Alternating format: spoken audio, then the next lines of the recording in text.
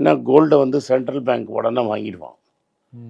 Government பேங்க்கே எல்லா ஒரு government பேங்க்கும் புகுந்து கோல்டை வாங்கி ஒரு பிளாட்ஃபார்ம் மாதிரி கொடுப்பாங்க. வெள்ளியில் எவன் வாங்குவான்? எவனும் வாங்க மாட்டான். மார்க்கெட் இறங்கிடும். ஸோ அப்படி ஒரு அபாயம் இருக்குன்னு பார்க்குறீங்க நீங்கள்? டெஃபினட்டாக அபாயம் 4 வாட்டி பார்த்துருக்கேன். இந்த வாட்டி 50% விழுந்தால் 5வது வாட்டி பார்க்குறேன் 40 வருஷத்தில்.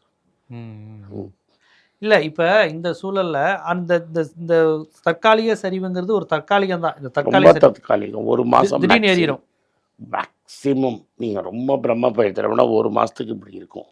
அப்புறம் திரும்பி ஏறிடும்.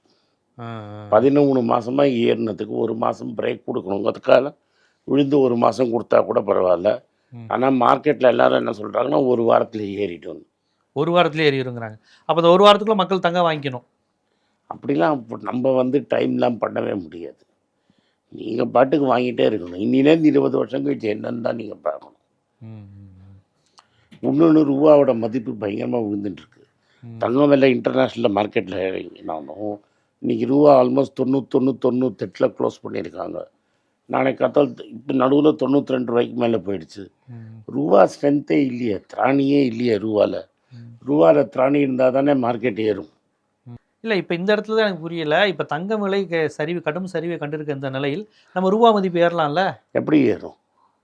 இப்போ டாலர் மதிப்பு அது விடுங்க சார். நீங்கள் வந்து எதாவது எக்ஸ்போர்ட் பண்ணால் தானே ஏறும். இங்கேருந்து எக்ஸ்போர்ட்டே பண்ண முடியாமல் தவிக்கிறாங்கல்ல மக்கள். நீங்கள் சிறு தொழிலுக்கு செஞ்சால் தானே எக்ஸ்போர்ட் ஏறும். சிறு தொழிலுக்கு என்ன செஞ்சீங்க? ஒன்றும் இறங்க தான் செய்யும். நாட்டோட ஜிடிபி 7 விழுக்காடுக்கு மேலே மாற்ற போகிறோம் நிர்மலா சீதாராமன். அவர் என்ன வேணால் சொல்லட்டுங்க. விலைவாசியே ஏறலன்னு கற்பூரம் ஏற்றி சத்தியம் பண்ணுறாங்க.